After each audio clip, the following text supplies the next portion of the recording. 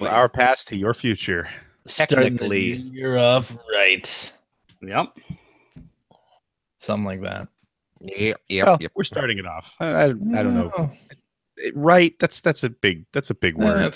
That's a question mark. Yeah. Really. Yeah. There, I'm going to load up the live stream. There we go. We're definitely starting it. Yeah. Yes. Doing something. Something, all right. I'll do something. All right. We're ready to do this thing. Hold on. Holding. There we go. Wow. Well, it had to be done. It was either here, Damn. it was either right there, or when we really officially didn't went need to be live. done. It didn't. No, I totally did not agree. need to be done. Well, it was coming out one way or the other. The other way That's would have what been she better said. for us. Really? Yes. We couldn't have heard it. I could have ensured that you heard it.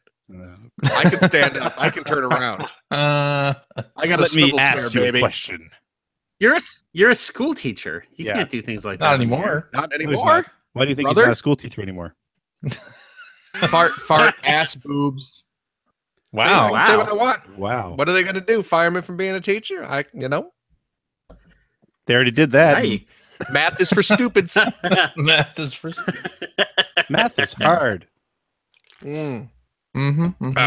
Fart. Boobs hell. Says Malibu Stacy. I've seen that episode of The Family Guy. Hello and welcome to episode 582 of the Player One podcast for Tuesday, January 2nd, 2018. I'm your host, Chris Johnston. With me, as always, from Canada, Mr. Greg Seward. Hello. It is effing cold here on the East Coast. Yeah? It was minus 15 this morning when I woke up. Hot damn. That's Wait. That's That's centigrade, cold. but Wait, centigrade. Yeah, that's still like what? below freezing. 73 Below Fahrenheit? freezing. What's freezing in Fahrenheit? 32. It doesn't So make weird. sense. How does It it doesn't what? make. I don't know. It makes no sense. It doesn't make sense. Yeah. Hang on, Boiling I'm gonna look it out. is boiling 100 in Yes. centigrade. Yes. Okay. It's like all other metric is so nice, where it's just multiples of 10. So easy. My father and I argue about this all the time, and it drives me insane. I could not tell you what the boiling point is in Fahrenheit because it's some arbitrary number. I don't know it. So just so you know, minus 14 Celsius, 6.8 degrees Fahrenheit. Oh, okay. Okay. Well, that's not that bad. Yeah, shut up. It was colder in Illinois when I was there. Yeah, but that's true. Illinois. That's Illinois. Who cares? Illinois is just a frozen I wasteland care. from November to May. Kinda. And joining me from the state of Washington, Mr. Filthy Evald. According to Channing King on our live chat, Uh-huh. the boiling point of water in Fahrenheit is 212 degrees, Seems about right. That's Fahrenheit, by the way. is how you say it. which again, Uh-huh. 212 degrees makes perfect All right. sense. And the boiling point of our next guest is talking about loot boxes. Mr. Oh, Ethan jeez. Einhorn from the great state of California. Hello. Hello. It was warm here in California this week. I went for a jog, man. I'm wearing my shorts, and I'm wearing my shorts right now. I don't have no shirt on, and I'm sweating, and I'm glistening with Christmas cheer. See, one of the other great things about San Francisco is you're not even required to wear shorts or anything else while you're jogging. Totally thought you were going to say one of the great things about San Francisco was that Phil's not here anymore. Yeah, that's definitely That's one. really where I thought you were going with that. And you'll notice, Ethan, doesn't San Francisco smell a little less urine-y lately? It does, yes. What can I say except you're welcome? Because I ain't Can't say the pissing same on the for- streets. Can't say the same for the Pacific Northwest, but you know. Hey, Yeah. it's okay. It's okay. My urine is flowing all over the place. My urine. Oh, God. Okay. Well, great way to kick off our first show of 2018. Kid, honestly, I can go on and on. I can defecate anywhere. Yeah, that fell apart. Yeah, well. You were doing great up until you Thank tried you. to rhyme. I tr- Yeah, that's right. I'm So not a everybody have rapper. a good Good holiday. Had a great holiday. Yeah. Play a lot of video games. No. Nope. I did. Okay. Can't wait to talk about it and what you've been playing. We'll say that it was super, super fun to watch my son unwrap his Nintendo Switch and go ballistic and super excited. And he has said over the past 5 days of playing that his game of the year is officially Sonic Forces. What do you know? Oh. Wow, that kid has such terrible taste. Every time you talk about his favorite movies or his favorite, no offense, but wow. Did you inform him that you don't work at Sega anymore, so he doesn't have to pretend to like? Is that what it is? It is just that he wants you to like him, right? Yeah. He wants to be like Dad. He legitimately I listen to the like Player One podcast, and Ethan and Greg, Phil and Greg say Daddy has terrible taste, so I should like crappy things too. Anytime you see my kid holding a stuffed Pikachu, you know why.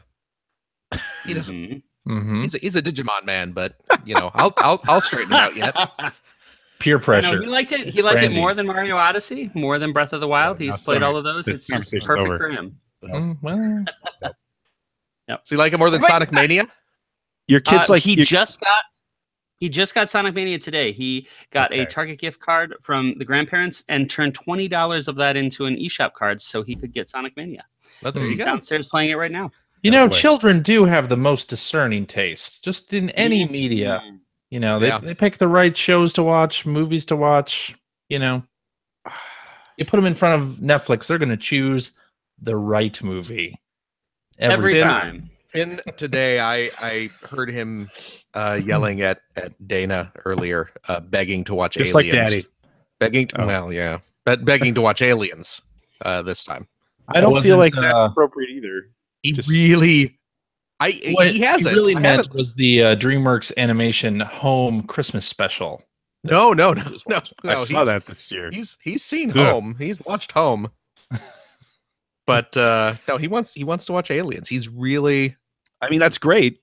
No, it is. Just says, let him go through at least one more birthday. Game over. At least one more birthday before he's allowed to watch that. And I was like, dude, you got to watch Alien first. You can't dive right in. No. This is stupid. Don't be ridiculous. Yeah. Gonna do some power armor cosplay. Power armor? Yeah. What are you talking about? The big thing. Little armor. It's called a power loader. Well, whatever. It wasn't armor, dude. It's a tool. Okay. It's like a forklift. You wrap yourself in. It's like a warm hug of a forklift. It's a pretty warm hug. Yeah. New forklift now with warm hugs. Don't know if you saw this. Did you hear about this? I don't know what you got there. The Nintendo 64, apparently the most popular of the retro systems at Christmas time. The least successful system in the latter half of the 90s is the most popular retro system in 2017. Figure that one out. I don't understand this. Explain it to me. Yeah. As you would a child. How do we measure this? Who specialize in selling retro games. Who is this? I don't know. 4Js? Kotaku. 4J said. Yeah. I saw it on Kotaku. That swindler who works at Cyberzone? That guy too? Yeah, that guy. Him. Yeah. So apparently, N64 is back in vogue. Okay. I guess it kind of makes sense, right? I mean, the kids that were like, well, they were kids in 97. They're all adults now with disposable income. They're all in their mid-20s. Yeah, we've hit that point. So they already got the NES Classic. And they already played the hell out of the PlayStation 1, so it's time to experience the N64. Oh, there's 3 good games on that system, so we're it's easy to collect for. It's terrible. And hey, so long as you include GoldenEye on that list of 3. No. Yeah. Nope. No. You know what the real terrible part is? You're more of a Perfect Dark man? Oh, come on. No. Wow. No one. Not even during the N64. Not even the Stamper Brothers like Perfect Dark. I mean, and the terrible thing is 2 of those 3 are wrestling games. So not even really kidding on that one. Yeah.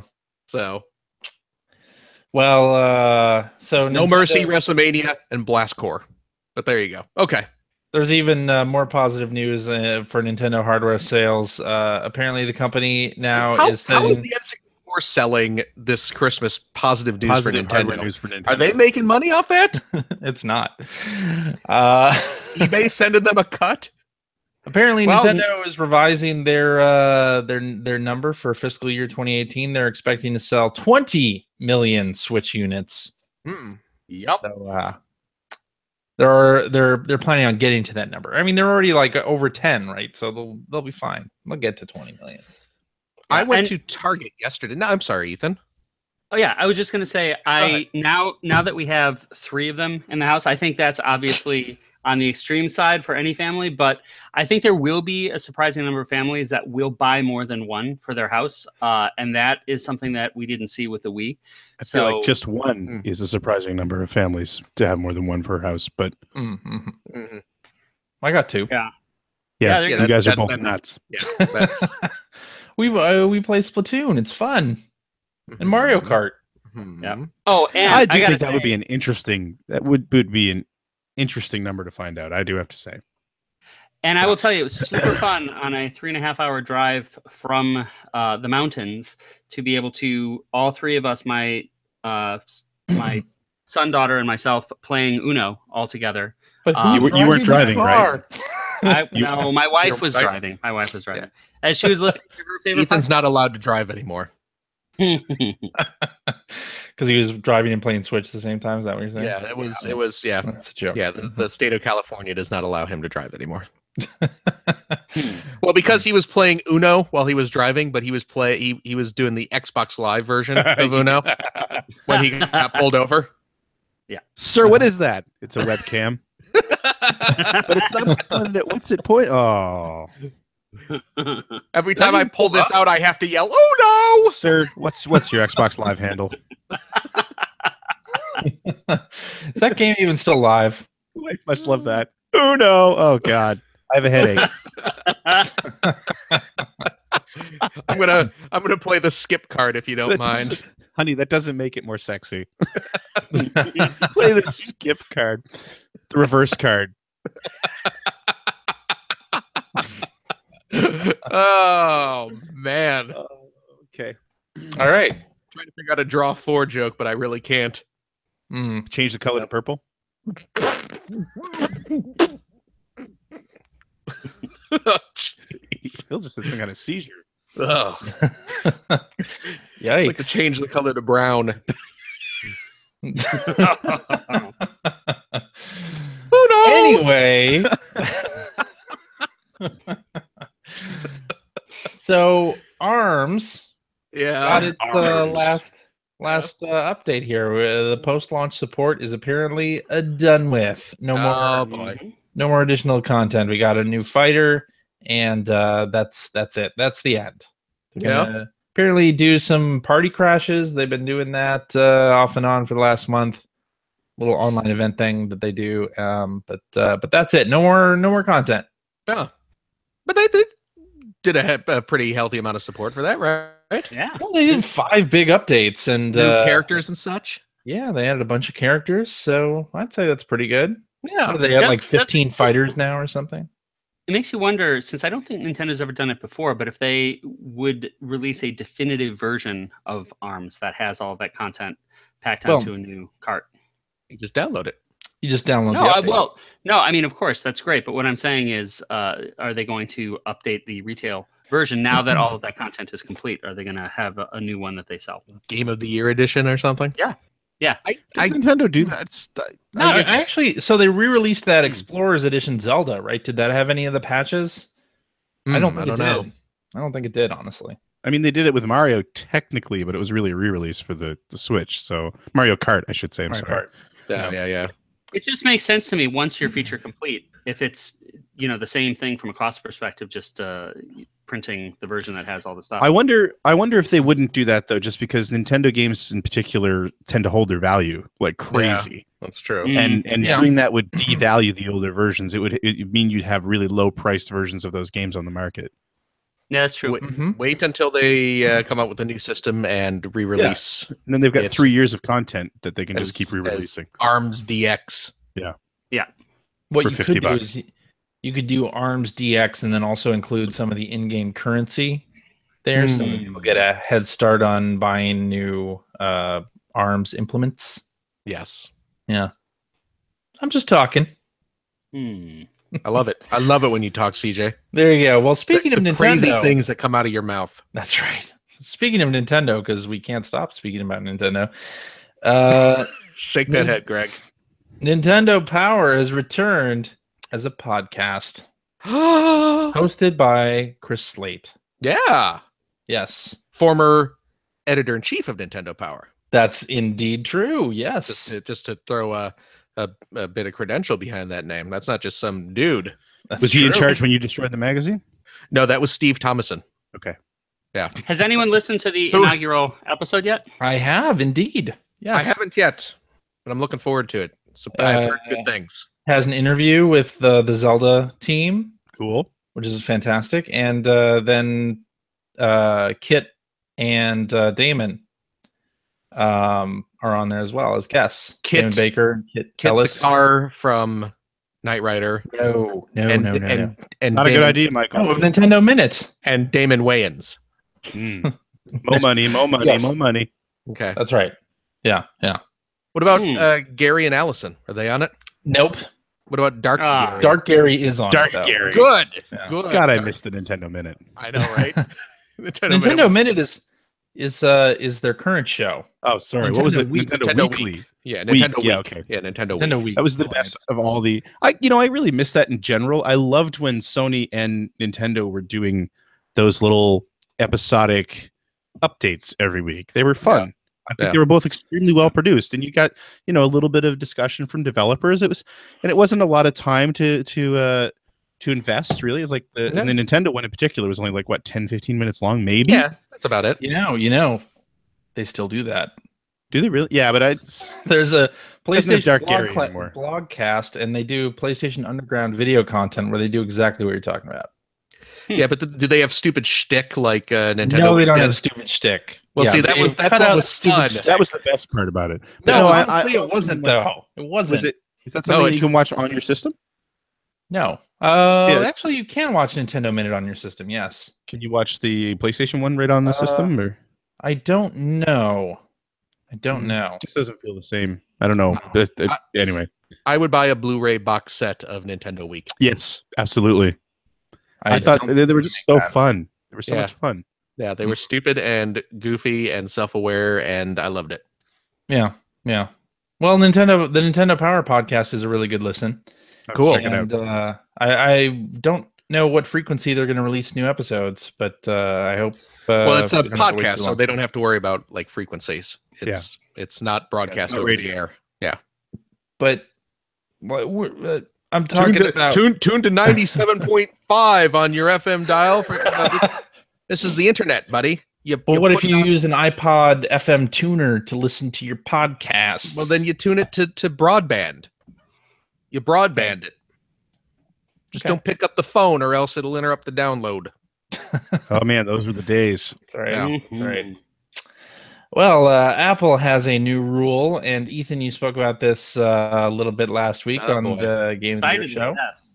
They are now requiring games that have loot boxes to disclose the odds of winning prizes. So, Ethan would not be happier if Apple put in a new rule that said that you had to give him a hand job before you downloaded any game. This is how happy Ethan is about this. Yep. Well, that's a strange way to put it, but I'm definitely happy with it.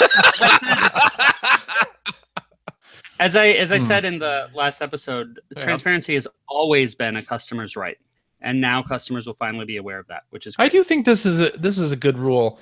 I do wonder how specific developers are going to get, because the rule is very vague, right? I'm sure the information will be equally vague. You could get like, we'll give you the odds of only the top prizes. I mean, it could be interpreted in a number of ways. So, going to be interesting to watch how developers deal with this. I feel like what I'm hoping this does, because honestly, I realize that this is a big win as far as this goes, and I know this is something that Ethan, you've been saying for a long time, but I've also thought that this always gets treated as kind of like the magic pill that's going to fix the problem, and it's not really. I think what this might do is hopefully fix variable drop rates a little bit. Yeah. Just because where you have to, excuse me, where you have to share those rates and you'd have to constantly update them. I'm hoping that's going to disappear. Well, that's pretty shady. That's the other question. How up to date do those drop rate disclosures need to be? Like, who's going to check to make sure that what they're saying is correct? But I don't feel like someone who's got a gambling addiction issue is going to have less of an issue if they find out that they have a 1% chance of winning something, as opposed to not knowing that they had that 1% chance of winning. The lottery. People know the odds of winning the lottery are very low. It doesn't stop people from playing, right? That's true. So, but my thing has always been that it's about making sure customers have enough information to make an informed decision. The other thing that's really important is this is the first shoe to drop, but we've seen Blizzard kind of cheat the system in China, where they will make it so that you're buying currency, as I understand it, and then they will give you a loot crate without a disclosed drop rate as a gift for buying the currency, which means that since it's not directly what you're buying and it's given to you for free, that they don't have to disclose it. That's at least, again, how I understand they worked around it, because they did not want to disclose those rates. I think that when you're talking about a U.S. audience, especially Redditors that have really been effective in breaking down something like Battlefront 2, you're going to see a similar thing where if a company like Blizzard tries to kind of sidestep a rule like this with Hearthstone, say, since we're talking about the App Store, you're going to have people that are really informed and looking very carefully at this stuff come down like a ton of bricks, and they're going to have to speak to that component of their customer base because it's going to get very vocal very quickly. Now that it's expected. Do you think, really? Yes, I do. Have people been very vocal about Hearthstone drop rates already? I haven't heard. I just haven't seen it. Because I don't think that customers have been expecting to have this information. Now that they know that they are entitled to it, now that they know that Apple expects them to have it, if people start being funny with the way it's presented. But Apple doesn't say like where you should put it, right? Like, no, but I think what I'm saying is I think that it's that nobody goes to. It's the customers themselves that are going to rightly start to insist on that information, and will call it out if it's not provided in a way that is meaningful and effective for customers to make informed purchase decisions. I'm just not sure that that's going to happen. This is just the first step. I think this is a great move, right? And I think it's something that Sony and Microsoft and even Nintendo should also adopt, right? Yeah, sure. As sort of a preventative measure, because I don't feel like we want regulation. I don't see that's the thing, though. I think when you call it a preventative measure, I don't think it will be. I think Ethan's right. It might be the wedge. No, I think what starts it. Preventative measure for regulation. Right. But what I'm saying is as soon as anyone really looks at it, though, it's still bullshit. Right. I mean, you get the person who sits there and drops their weekly salary into a video gambling machine. If you tell them they have a 1 in 1 million chance of winning, that's not going to stop them 9 times out of 10. No, right. You're right. I mean, it's great that the information's out there. I agree that it's something that consumers should know, but I also have a really hard time thinking it's going to move the needle. Yeah. Well, again, as I said, I think that the important thing to look at and watch is how journalists, people like Jim Sterling, take the information and make it accessible and readable to regular folks. So, for instance, it would be really interesting if you look at a game like Contest of Champions, which is a Marvel game, versus the Transformers, what's it called? Forged to Fight, I think, which were basically identical games from the same studio. Do they have identical drop rates, or is one game actually much more generous than the other? That's interesting to look at. That's interesting to understand. And I would love to see it if customers start to get access through people who are looking at these drop rates to that kind of information and be able to make better purchasing decisions based on it. What's the Arena of Valor or whatnot? It's like I am interested in seeing why that game's so popular, but I think it's great that I can now say, well, I'm going to hold off until they're following the regulations and see if it is a good enough deal. What games disclose their drop rates? Fire Emblem does. Fire Emblem's the only one? Fire Emblem. I know that when I was working in the free-to-play space, we did it on a game and didn't see any negative effect on monetization at all. And we saw a lot of increased trust from consumers, which was great. So it was How do all you in gauge that? How do you gauge increased trust? Well, looking at what community is saying and seeing if it also has any kind of negative effect on monetization itself. And if you see a big boost from the community saying, yes, we can see this stuff, and we're excited to be able to talk about it on the forums. And if you don't see a drop in revenue, that's great. I think the problem has always been that there's a fear that it will drop revenue. So people, even though it's the right thing to do, won't tend to do it because they don't want to find out that it will actually hurt revenue. Yeah, I agree with that. Well, just as this is happening, the World Health Organization is going to recognize gaming addiction as a disease. So, well, I don't think that that's an unreasonable thing either. Oh, I mean, I think that actually that also makes it so that if we do see regulation in loot boxes and things like that, that it will probably have more teeth because the DSM-5 acknowledges this as an addiction. I think that one goes in hand with the other in terms of making for a safer space for consumers overall. Indeed. Alrighty. Speaking of video games, should we talk about what we've been playing? We are speaking about video games. The whole show's about video games. I know. Yeah. Brilliant. Terrible translation. Transition. I meant to do that, as Pee Wee Herman would say. That's not how he would say it. Say it how Pee Wee Herman would say it. No. Come on. Let's hear your Pee Wee Herman impression. No, you don't want to. You don't want to hear that. Okay. Phil. Yeah. It seems like you have some games on your list. Do you? Was that your Pee Wee Herman? No, that was my Itchy or Twitchy or whatever the mouse's name is. Itchy. I know. I was playing a game. Hey, compadres. Hey guys.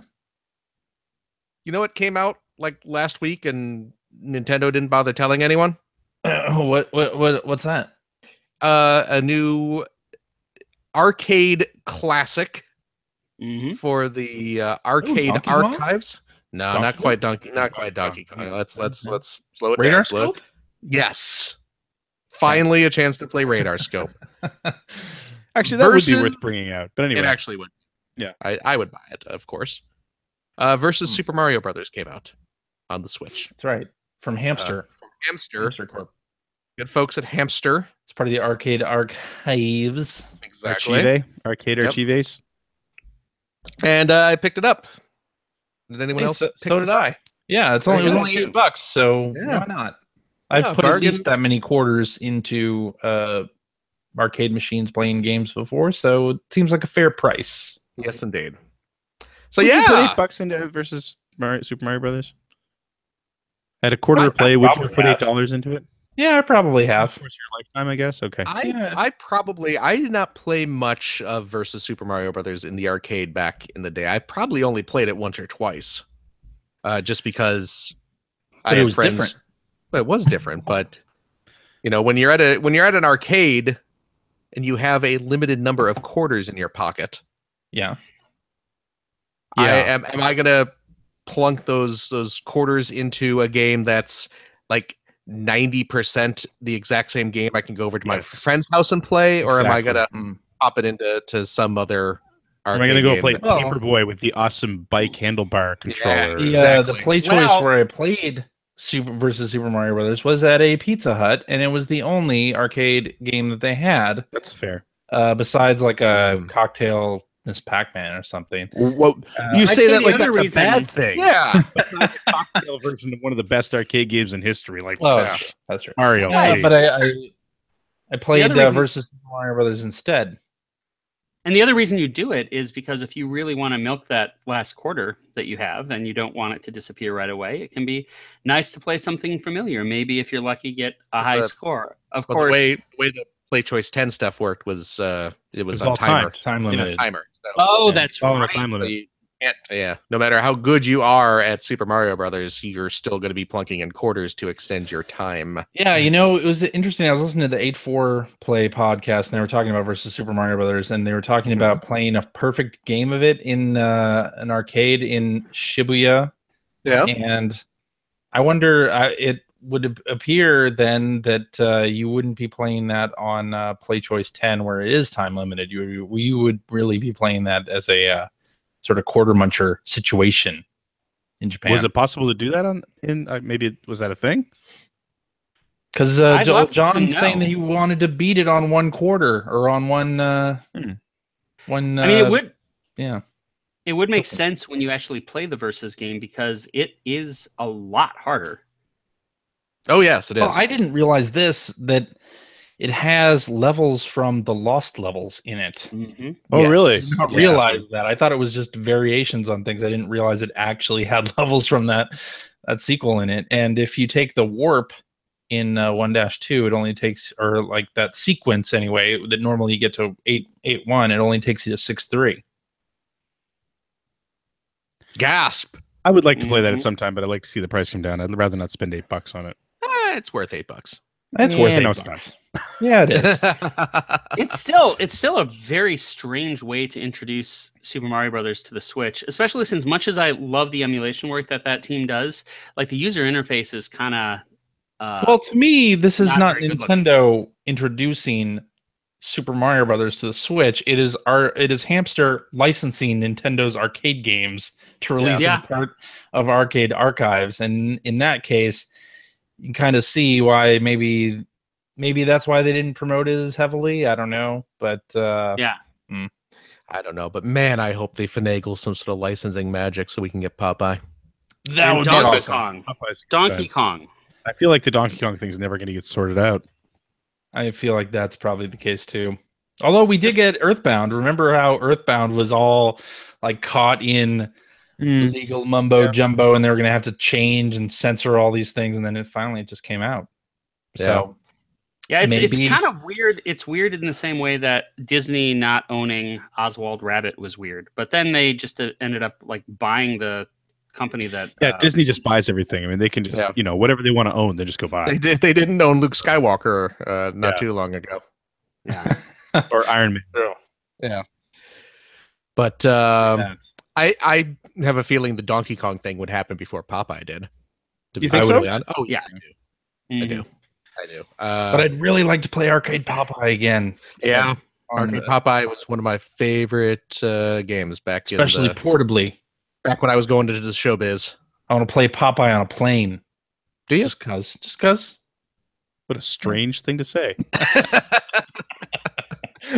I just want to play a Street Fighter the movie version of it, like using Ooh. actual It's gonna be difficult. images. It's gonna be difficult, but not for the reason you're thinking. Shelley Duvall is very protective of her her image. She's like Well, I Tom mean, Cruise. After she did A Bird's Life on the 3DO, that was kind of That's that was it. Yeah. if she can strike a deal where she lends her likeness to Popeye the movie, the game, that It's a Bird's Life 2 is a Switch exclusive, then she'll do it. But under no other circumstance. with a bonus copy of Putt Putt Goes to the Movies. There's no such game as Putt Putt Goes to the Maybe movies. there will be on the Switch. Oh man, Putt Putt games are fantastic. They by are. the way. You joke, but the Putt Putt games are great. So there you go. God How bless do you 3DO. feel about versus Super Mario Brothers then? You like it? You liking it? It's fine. Yeah. What does Shelley Duvall think of it though? I think it would go a little something like this. Yeah, I'm Shelley Duvall. That's I not. was in The Shining. Yeah.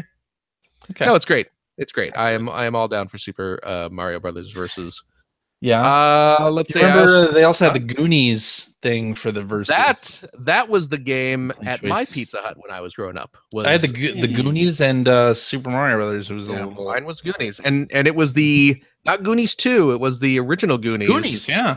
Which Konami Never came here, right? did not release in the U.S. on the NES. It was Right. only came out for the Famicom. So strange. Yeah, so that was the only way to play Konami's original Goonies game in the U.S. was to find a Play Choice 10. Right up the block from my house. Oh yeah, Get some personal pan pizzas. yeah. Did you book it? I get those- totally booked it. Did you get those personal pan pizzas free through the Book It program? That's right. I read a lot of books to get those pizzas. I thought you might have Gotcha. used the coupon from Teenage Mutant Ninja Turtles too. Nah, man. What He was went that? there. Yeah. He went there with his Book It. He got his Land Before Time puppets. And also, I went there to get my Back to the Future Part 2 shades. Yeah, your One of, future like, four. shades. I had a And then- conversation. When you got older, did you do your /pizza on EverQuest 2? Oh my god, No, I that was a didn't. thing. What? Yes, /pizza. You would get Pizza Hut delivered to your house. I did get Wow. a Bigfoot pizza and a couple pizzones. So Oh, Pizzones. I remember Pizzones. which I one blew was somebody- the one that Reggie Fils-Aimé came that was up the with? Bigfoot pizza. The Bigfoot. There you That go. was the right. Bigfoot. Yep. Blew one of my programmers at work who's only in his very early 20s. I blew his mind the other day when I reminded him that McDonald's used to sell personal pan pizzas Oh yeah, that's right. Yeah. Mhm. The McPizzas. while I was in college. That seems wrong. It was wrong. I think Subway flirted with pizzas for a little while as well. They had the pizza Oof. sub. It was just, No, like actual, no, like no, I'm saying it wasn't Yeah, a big step pizzas. after that. yeah. It was, I mean, they Well, bake no. their own bread, so you know. Yeah. So remember, we used to work right next to Ray Kroc University, where there would be that special Hamburger McDonald's. University. Yep. The special McDonald's where they would try out new things, and we get Yeah. a chance to try things that never hit the regular menu. Yep. You know, that place is great because, in part, they would serve you so quickly. Well, It's like- I remember it's like a walking in regular and McDonald's. they were walking through the lines with their little PDAs and taking Yeah. orders, Oh yeah. and it was like we're living in the future. This is amazing. The McVeal was Oh God, that was Ugh. unethical at best. I always wait for Tell the you what, though. McLobster to come back every year. Yeah. The McJordan, that shit was the shit. You remember that? It was like a quarter pounder with cheese, only had bacon and barbecue It was- sauce. Had actual Michael Jordan squeezins on it. Bacon and barbecue sauce. And I actually no What was shit. his drop rate? I ate when they were about to go off the Just once, and seasonal then you had to menu. wait like half an hour. When they were about to go off the seasonal menu, I ate 4 of them. Oh my Four of- God, Ate CJ. 4 of what? 4 McJordans. I was a In a row? different, Yikes. I was a different person back then. A bigger person back then. No, I was on the high school swim team. I was fine Oh yeah, yeah. eating that amount of You were McDonald's. I just burned it off. carefree and hair free. And now High I would definitely retain 4 McJordans. Oh. That shit was so good. That barbecue sauce. I don't know what they did. What do they say? 5 seconds on the lips, 5 years in the arteries. Isn't that how that works? You know what I think we need to do? We need to get Justin Roiland to do a Rick and Morty episode about the McJordan, so that we get that back. God, yeah, that's what we need. More riots at McDonald's. Yeah. Oh yeah. Not enough people have lost their lives. I'm McJordan Rick. Well, up and come down. Like that. Just Yeah, like that. exactly like that. You know that. Yeah, you just know like the that. guy. You know the guy. Yeah, I do. Tell him to get on that. No, not gonna do that. What else Okay. you been playing? Does it matter at this point? No. Yeah, really. Let's see. I got the new Picross E game came out on 3DS. Picross I'm gonna have to E8. grab that. Picross E8, Yeah, huh? which is it's a Picross game, so it's great. I picked up Bridge Constructor Portal. I Grab got On the that that. as well. Switch or on something else? Is that out on Switch? I don't. It's I not don't- on Switch. Well, they No, announced it for Switch. Did Well, they? it's not out yet. Well, that's what I'm Ooh, asking. I want you two to fight about this. That's what No, I'm I asking. got it on iPhone. What about you, Phil?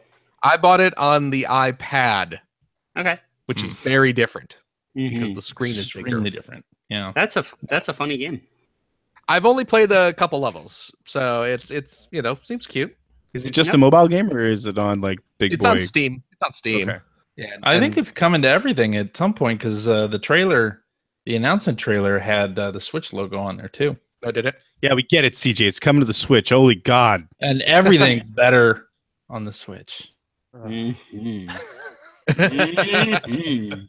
Ethan's like, I can't wait to buy it 3 times. Mhm. Oh man. No, it's like I said, I've only played like a couple stages of it so far, but yeah, it's cute little physics based game. You build Yeah, bridges. Build bridges. You got GLaDOS being snarky in between rounds. How Do you place far do you have portals? to? How far do you have to go before you unlock the full version of Half-Life 3? You have to beat the game perfectly straight through without In one stopping. sitting? Yeah, in one sitting. Wow, Yeah. that's rough. Mm. So it's going to be a tough one, but Yeah, we can do worth it. it. McJordans while doing it. Yikes. smear the McJordans all over your screen To prove- 23 squeezins. to prove that you Uh-huh. have your tongue out the whole time, like Jordan going up for a Hmm. hat trick or what is it Jesus. in baseball? No, you're right. It's a Field hat goal. trick. Field goal. Okay, yeah. How did they make those circular bacons that they put on the McJordan? That's what I want to know. They cut Circular bacon into bacon? circular pet what? Oh, so some of you guys. cut the pig. Oh, The- lengthwise. Cylinder. Yeah, They cut him yeah. in cylinder. yeah. So something you guys would appreciate. I had a close friend that worked at a Blockbuster in Bloomingdale, Illinois, and it was right next to a Boston Market. Okay. And, I went in with him to Boston Market. We were grabbing lunch together, and the staff at Boston Market was really excited because Walter Payton had just been in that location. And my friend said, "Who's Walter Payton?" Sweetness.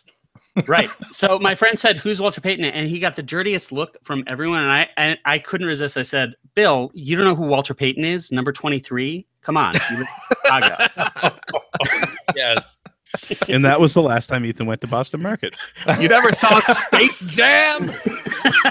Space Jam. He's the Oh. QB. Nerd sport jokes. They never get old. There you go. Hey, my rule has always been if an athlete has a video game named after him, I know who he is. Otherwise, I have no idea. Well, then you should certainly know. Shaq Fu, you got you in MMA? Is that what it was? Or You know when there's Yeah. chaos in the Windy City. Oh yeah. Mm-hmm. You know who worked on Chaos in the Windy City? Scottie Pippen. Yes. He was the lead designer. Scottie Pippen. No, I believe it might have been her first game. Amy Hennig. Really? Ah. Huh. Yep. Oh, True story. another useless bit of trivia. This holiday season, I saw Amy Hennig walking into the Apple store as I was walking out. It was Yeah. crowded. I didn't want to bother her, but it was like, cool. She wasn't looking for a job, was she? Oh man. Come on. Really? Ow. Jeez. Wow. CJ's so proud of himself. He really is. I really need that holiday help. A douchebag. Wow. I love Amy. I He was saw this great. sign on your window. He's great. That comment doesn't say I love Amy. It does though. Nothing but love. CJ's worried about her. That's all. Douchebo Yeah. Baggins over here. Man. Wow. So what else you got there? Did you Phil? whisper in her ear as you walked past? It's pronounced Henning. No, I I've been did not. saying your name wrong all these years. It's Henning. It's supposed to be. No. Okay. You know what else I picked up? What? Oh, thank you. That was not rhetorical, fellas. I Oh, the picked game up, that Mike Phillips has been recommending I play. Please. I'm dying to hear about Gorgonzola. it. Yeah. Gorgonzola. Gorgonzola for Oh, is this one a Mortal Kombat spinoff that has Goro with all Gor- the hands? Garagola. Gorogoa. Garagoa? Garagoa? Janine Gorogoa. Garagiola. She was great in what? What happened, Gorgoa? Garagiola? I don't know if it's What is it, Phil? Jesus, just talk about it. Gorgoa. It's a game. I don't know. You move pictures around or some shit.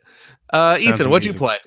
No, it's out on mobile. Came out on And on Switch. Switch. Came out on Switch. Yeah, we get it. It's on the Switch. Yep. Came out on the Switch. If you want to play it, Wait 2 years. for 1/3 of the price, you could also get it on iPad, which is what I did. Because you know what's better than $15 is $5 for the same game. Okay. It's great. It's great. It's very weird. It's very hard to describe. So let's listen to me fumble around for 40 minutes trying to. Yeah, it's great. At least somebody else is doing that this time, not just me. There was a sad amount of self-loathing in that. Now I feel I just want to give. I've listened to the previous episodes of the Player One podcast. I'm aware. This is why I don't listen to episodes that we record. Yeah. So Garagiola, however you say it. Gorgonzola. Yep. Keep Check going. the show notes for the link. Yeah. Yeah. It is a puzzle game. You are presented with an illustrated picture, and it's got some animations, some simplistic animation to it, and there's kind of a weird little plot going on. There's a little kid, and there's like some sort of monster that he sees out in his window. Oh, And that's Godzilla. You described it. I don't think it is.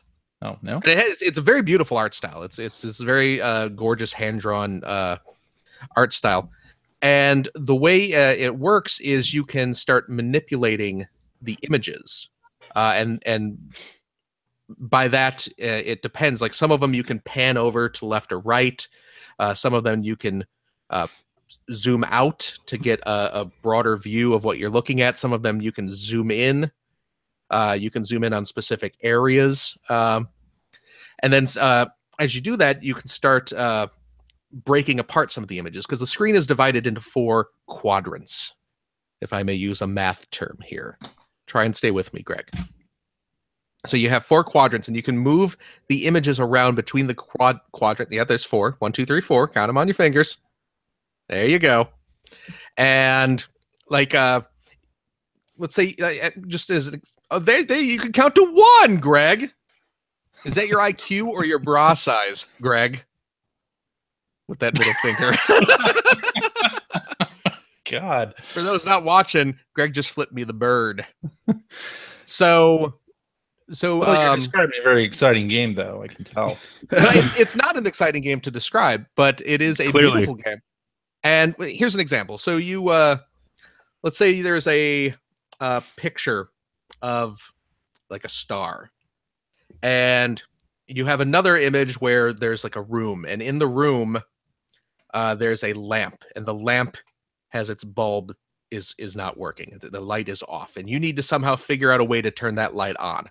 So what you do is you bring up one of the other images, and there's an image of a star, and you zoom into the star, and the star is shining. And then what you do is you go over to the picture of the lamp, and you can drag the lamp off, like the frame of the lamp comes off, and you move the lamp over the picture of the star, and suddenly the hole where the lamp should have its light is in front of the star, so now it looks like the lamp is shining. And then you can zoom out again, and suddenly the light is on in the room, and it's manipulating pictures, and it's not exciting to describe. I'm sorry. I'm sorry to the makers of Gorgonzola. Your game is beautiful and clever as all get out, and tricky and super satisfying when you figure out solutions to problems, but it is very difficult to describe, and I'm doing it a great disservice. I'm sorry. Okay. Maybe next time have more shooting robots. Yeah. $5 on iOS and $15 on. But it is. It's has no one else played it yet? Not yet. Not yet, no. Okay. Well, Mike Phillips likes it, and if Mike Phillips likes it, it's probably pretty good. Yeah. My pretty good shape. stupidity notwithstanding. I wish he'd come on the show and describe it for us. Yeah, me too. would have done a better job. To be fair. Than, Phil. But geez, fellas. You know, I got a game that I really Just like. say it's like Mario Picross, and there you go. And We're good. I'm kind of Done. enthusiastic about it, but you know, it's just it's kind of it's an I experiment. mean, you only wanted to give them $5 for it. You couldn't have been that enthusiastic about it. Well, you know what? I showed it to my wife, and then she bought it on her mobile device as well. So we've given them $10. Oh, all right. So He's about to give them 45. So yeah. So no, it's a beautiful game, and it's just really clever with its the photo manipulation and everything like that. So it's, you know, my stupid description notwithstanding, go throw $5 at them. You know, even if you don't want to spend 15. the 50. Well, I mean, or 15. If you're looking for something to play on your Switch, yeah, why not? But you know, works great on iPad. Okay, so there you go. All right. And I was using AirPlay to play it on the TV. That's how I showed it to my wife. I AirPlayed it over to the TV. Okay. Nice. So it's almost like a Switch. It's exactly like a Switch. I see. So I guess you could say Nintendo ripped off Apple. Yep. Yeah. I would. That's exactly what I would say. There you go. That's it. All right, Ethan. Yeah, so I have been enjoying my time with Xenoblade Chronicles. I put about 10 hours into it this week. All right. The game is sloppy and confusing and has a ton of systems that I still don't understand, and lots of fetch quests that open up additional fetch quests, and a weird map that makes it very hard to find things. The map is absolutely appallingly bad. Yep. Appallingly bad. And someone's trying to get a box quote here. And it doesn't look very good when it's not docked, and I'm loving every minute of it. I really, really like this kind of sprawling JRPG. I like the characters a lot. I just am having a lot of fun slowly uncovering what the different skill sets of my characters are. I really like the way the power-ups are handled as actual characters that are added to your party. It's something that's just really satisfying. I love that it's something that makes me feel like there's still so much more to master, even though it can be frustrating sometimes to not be exactly sure how a combo system works or a chain system. I have the confidence that I will figure it out, and I'm interested enough to try to figure it out. Yeah, I think that it's exactly the right type of experience for a holiday break, and I'm glad that you recommended it. I agree with that wholeheartedly. I think you will definitely get a hang of the battle system later. It kind of forces you to in many ways, because enemies that you face will have certain weaknesses, or they'll be way slower to defeat if you don't know what you're doing. You're sort of forced. It throws you in the deep end, and you kind of have to piece things out yourself. But I kind of like that, actually. Yep, and I already put down the $30 for the additional content, so excited to know that this is going to be the game that keeps on giving over time. There's that, plus when the game came out, they gave you like 5 different gifts, and then when they patched the game like 10 days ago, they also gave you more stuff.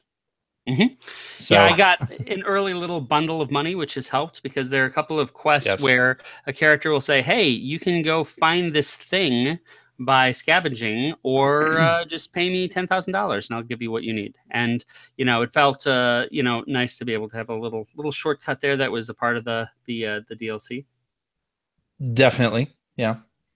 I'm running into a spot now where, well, I ran into a spot the other day where the spot I was supposed to get to was marked on the map. I could see it. It was right there. It was like 10 feet away. But the problem was the map doesn't take into account height or elevation. It doesn't give you any clue on that either. Doesn't give you any clue on that really at all. And I looked in the direction of the goal, and there was no road there. It's like, where the hell am I supposed to go? And it has a compass system that's supposed to tell you, but all it does is say how far away from the place you're supposed to be at you are.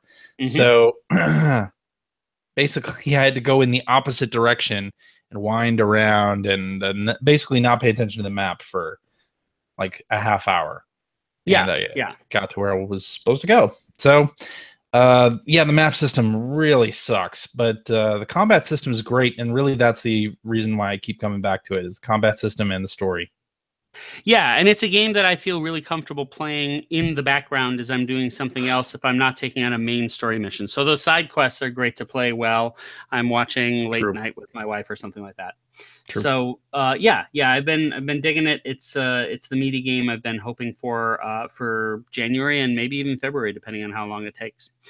But in addition to that, I have been playing Enter the Gungeon. Did anyone else pick that one up? I keep hearing about this, but no, did not.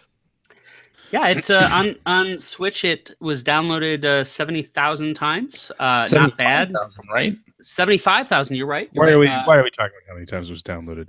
Yeah. Well, just because that makes it good. Turn these shows into a goddamn Switch commercial every week. Let's just talk about the games we're playing. Yeah, no, I thought it was an interesting snapshot, but the game is definitely a lot of fun. It is very similar to Binding of Isaac, but one thing it does that Binding of Isaac doesn't is it allows you to jump over obstacles, including bullets. So that simple shift makes it so that the game feels a bit more accessible to me. It's still very hard. I have only barely been able to make it to the bitter end of the second stage, and I've played it through like maybe 40 or 50 times. I'm also not very good at these types of games, but me neither. It never makes me feel like it's impossible. I always feel like I'm getting a bit better, and it's always satisfying to get surprised by a really cool weapon you weren't expecting that gives you a significant advantage to getting a little bit further. So it's a fun game. It has a great art style, very kind of 8-bit pixel, but definitely something that is fun. Another indie that I picked up is Tiny Metal, which is basically Advance Wars. And this is one of the games that has been distributed on the Switch by Sony. Have you guys played this or heard about it? I heard about it. I saw it at PSX because they were showing it for the PS4 there. But that, and I know it's like Advance Wars. That's where my knowledge ends. Yeah, so it is painfully like Advance Wars. It is a flat ripoff, but I'm okay with that because there is no Advance Wars and hasn't been for a long time. There's no Fire Emblem. There's nothing of this sort on the Switch. Wargrove's coming next year. Yeah, and I look forward to that. Even more like Advance Wars than this. Well, I don't know. It definitely does, but I mean, you look at this one and see how it plays, and mechanically, they make a couple of interesting shifts in the balance of play, but overall it wears its inspiration on its sleeve. It's all in Japanese voice acting with just subtitles, which is fine with me, but it's clear that this is not one of those titles that they put a lot of TLC into bringing over to the United States, but it's still fun to play. And the simple mechanic that I think really kind of mixes things up is you have what is called a focus attack. So you can get to an environment and hit focus instead of attack. And you can do that with, say, 3 different troops. And once you bring your 4th troop in, that troop you make attack and you get the power of all of the other troops all at the same time. So you can choose to have like massive assaults on parts of your opponent's army instead of just, take them out piecemeal. So it's a decent looking game, but it's definitely satisfying to play. And again, we'll scratch the Advance Wars itch for now. But the Advance Wars thing makes me want to try it for sure. Yeah. It's pricey though. It's $24.99. That makes me not want to try it. Bear that in mind. Wait for Wargroove. Yeah. Yep. So got Lego Marvel 2 as well, and have been really enjoying that. Haven't gotten too far, but have liked the Guardians of the Galaxy content that we played through, my son and I. And was fortunate enough to get that with the season pass, so that will also be something that will have a lot of content down the road. And the 2 others, Ultra People Chess. still do season passes? Yep. What are you talking about? You pre-bought DLC like twice now. Yeah. Pass.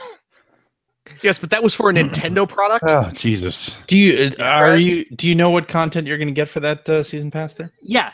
They explained did? the Okay. packs that you get. So then Ultra Chess I picked up when it was on sale and ended up getting 2 copies of that so that my daughter could play with me. She is beating me in chess right now, which I'm proud of.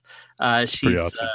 It's been really, really fun to play that with her. And You know, you could just buy a chess board. You only have to buy one of them. yeah, we do that. We do that too. But just buy a pack of cards. Who had the little magnetic chessboard that you took in the car with you? Right. That just get one of those. Okay, right. But that's exactly the kind of inconvenience those are in 3D. It's like VR.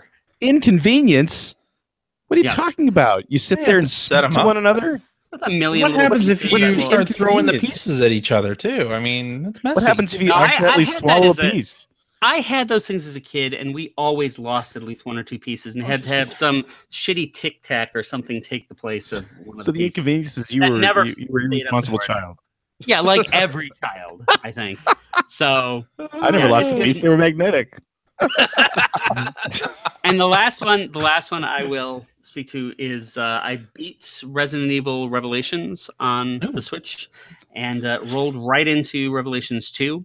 And I just love the episodic nature of those games. I love having those little bite-sized episodes, and they wrap up with a cliffhanger. And when you start the next one, it's the whole previously on Resident Evil Revelations. Nice. And it's super fun, and it really works well for a portable experience. And I was kind of stunned that while I had things like Wolfenstein and Assassin's Creed Origins just sitting there waiting to be played, I couldn't put down Resident Evil Revelations. So that's another one that really fits the platform well. So lots of Switch this holiday season for me. Weird. Mm. Not to be expected. Not at all. All right, Greg, What's up? what do you Oh. got for us? I don't know. Let me go check here. So I finished Hellblade this week. Oh yeah. Pretty great little game. You guys should play it. I It's, plan to. It's not that long. I couldn't tell you how many hours it took me, but it only took me about a week or so to play through it. And it's definitely an experience. And if you play it, definitely play with a set of headphones. That's the only way to really experience it. Really? Yeah, it wouldn't be nearly as effective Mm. without. It'd still be a good game, but it wouldn't be nearly as effective without them. And one of the things that I really loved about it too is that I totally just wanted to kind of experience the story because I had heard that it's so strong, as well as the way it was told. So, and being anyone who's watched my Twitch stream will tell you they can hear when I play any game that has combat in it. It's just sort of button mashing, and I'm terrible at them. So, really love to know and be able to play that game by turning the fighting difficulty all the way down. The combat difficulty, you can actually set it to different levels and not really miss anything out of it. So it makes you feel like totally badass, and you're never sort of running up against the wall and losing progress, or not. I shouldn't say losing progress, but not making any progress when you're like me and you just want to sort of move forward in the story. So I was really happy with it overall. So it's a really, really great little game. And you should definitely check it out for sure. I also started. Well, I wanted to call out too. I put this in the news while CJ was going through the headlines, and he skipped it. But the long promised Gran Turismo Sport campaign mode is live now. I fired it up tonight for the first time, so now that game has single player content.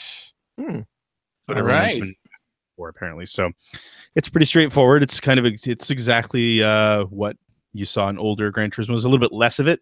It doesn't seem like it's as robust, but honestly, I think it's enough to keep it going as much as it needs to, and keeps you playing the online stuff as well. I actually also played it for the first time tonight with the wheel. I finally broke out the steering wheel setup, and as usual, it feels just absolutely like butter using the wheel. It's so much fun. I haven't tried VR. I might do that tonight if we wrap the show up fast enough. But oh man, that with the wheel sounds great.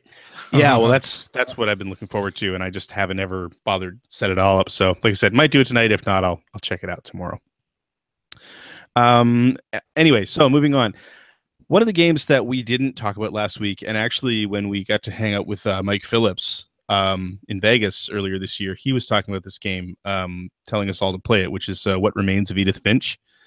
Yes. And of course, he actually called us out on Twitter on the fact that not one of us mentioned this game, but I think not one of us played this game in 2017. I believe I mentioned it in my list of games I wanted to play, but just didn't have time to this year. Yeah. So I started playing it, and it's just I've only played it for about an hour.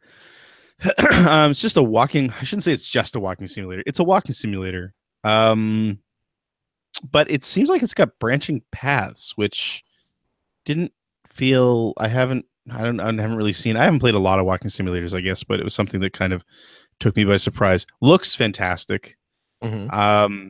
And I'm already really digging the visual style of it. When you get into the house, it's just like overrun with books, and I don't know. There's something about it that I really like, and there's some great little hints everywhere. Like you go upstairs and you see like there's a piece of the banister that is broken. Someone clearly drove through it or fell through it or something like that. And there's just like this whole story to unlock in the house. And I've only just started, but you're kind of one of the things that I think is going to happen fairly frequently is you're kind of going back and reliving the stories of dead family members. Okay. But in like the one that I did play so far was, I forget, I think her name was Molly. It was a little girl named Molly. But it's more about a dream than anything that happened to her. I still don't know why she died. She died young, but you're basically living her dream where she's talking about how she's always so hungry, and you're just changing into different animals in her dream the whole time. She keeps going like, suddenly I was a cat, and then you're like chasing a bird through the branches of a tree, and suddenly I was a shark, and you're rolling down a hill into the water, and then chasing a porpoise or a seal or something. I don't know. It's really strange, but I'm enjoying what I've played so far, and I'm definitely going to be. It's sort of the game I'm focusing on for the next couple weeks. Hopefully it's not that long. But really digging it so far. Another game that I picked up this past week based on recommendation in our forums, the first 3DS game I've played in a while since Metroid, is what they're calling an Outrun homage called 80s Overdrive. Yeah. Looks and sounds exactly like you would expect it to with a name like 80s Overdrive. It's very 80s, very neon, lots of synth. It's all sprite-based, a sprite-based racing game.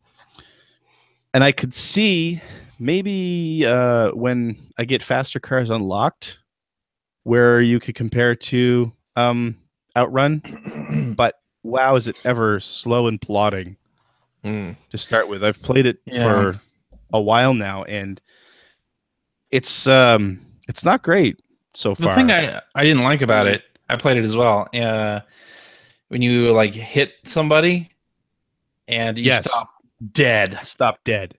Yep. So if you hit or anything and you stop dead, basically the race is over. Like there's no way you can possibly place and catch up. No way you can place. Yep, exactly. Yeah, it's I went into it with really high expectations because I saw Outrun being thrown around. And to be fair, people aren't just making that leap themselves. Like even when you're choosing the different tracks you can listen to while you race, it's all done with like a radio interface. Yeah. Just like it was an Outrun. So I mean they're clearly going for that, and it is very pretty. I mean the game looks really nice. It sounds really good. But man, oh man, it's either it's not exciting. I haven't figured this out yet. Either it's just not an exciting game overall, or it's such a crazy grind at the beginning that it's just taking way too long to become exciting. So I'm not sure how much. You can upgrade your car by winning races, right? Or you can buy nitros, right? But yeah, it's very slow to start. Slow. Yeah. So I was a little bit disappointed with that. However, I played another racing game this week that I'm really excited about, that I'm finally getting around to, which is Motorsport Manager Mobile 2. So Motorsport Manager was my favorite mobile game last year. This is Didn't it come out like longer than that ago? It came out quite a while ago. Like 3 years. 3 years ago. Okay, well, whatever. Either way, the year that it came out, the year that it came out, on PC, like earlier. I know, and the sequel came out this year. You're right. So anyway, been playing that, and it's like way, way, way more robust than the previous game. There's so much more you can do, at least that I remember being able to do in the original. As far as just all the different all the different areas you can build in your your race shop, and creating new parts, buying new parts, failure rates, and it's very, very cool so far. I'm really digging it. And having to make some difficult decisions with my drivers, because I have a really slow driver who's already reached their potential, but they're really cheap, and it's going to cost me a fortune to buy it to give a contractor a new one. And there's lots of really cool stuff going on in that game. So if you enjoyed the first one at all, I really enjoy this one. The one thing that I'm a little bit worried about is that it does have microtransactions. I can't remember if the first one did, but so far I have not seen the need to use them. I haven't hit any any sort of fake, oh, you need 4 days of cooldown time before you can race again or something like that. And I haven't had trouble with money. I feel like the way the microtransactions look right now is that they're there to sort of boost you a little bit right at the beginning of the game if you don't want to start sort of at the bottom rung. Because I think the only microtransaction I saw was actually just to buy a bunch of in-game credits so that you can, develop parts faster and buy new parts quicker and that sort of thing. So, but I don't know if it's going to affect the game or not. I've only played it for a few hours, so I'll keep playing it and see. Hopefully I won't hit that wall, because I'm really enjoying what I'm playing so far. Cool. And that's what I've been playing. Alrighty. Well, I've been playing Xenoblade Chronicles 2. And how many hours in now? I think I'm around mid-50s, probably. It's fun. I get a lot of side quests, and then I don't end up doing them because, like you said, they're a bit of a grind. Oftentimes, they're multi-step, so it's not as easy as bringing one thing to one person. It's like, oh, that's going to add another thing onto it, and do I really want to have to do that? And then it does this thing. I think this is a change from the last Xenoblade game, where once you get to basically the end of the quest line, it makes you go back to the quest giver and report in. And that seems like too much. It's just like a little bit over the line where I don't really care about the side quests. And in some cases anyway, you can, because in one of the mechanics in the game is you can send out the blades, which are kind of like Pokemon that you collect and then use to attack enemies and such. You can send the ones you're not using out on missions, merc missions, a little bit later in the game. Spoiler, I guess, but that's fine. It's not much of a spoiler. You can send them out and have them do things for you, and some of those things are completing steps to side quests. So helps a little bit. For sure.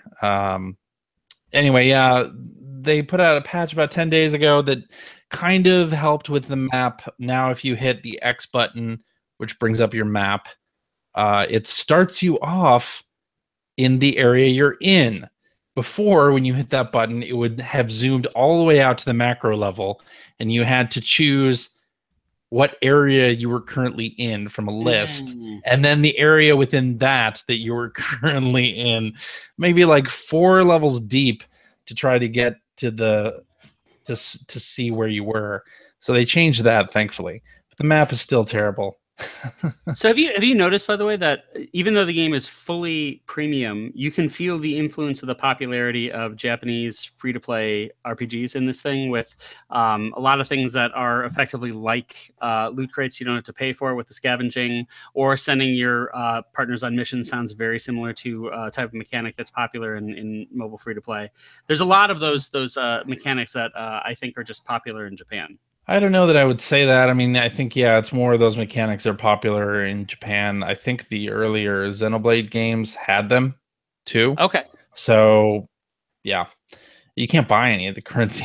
Right. Thank goodness, yeah. Anyway, yeah, and there's that mini game. I don't know if you've run into it, Tiger, where you level up Poppy.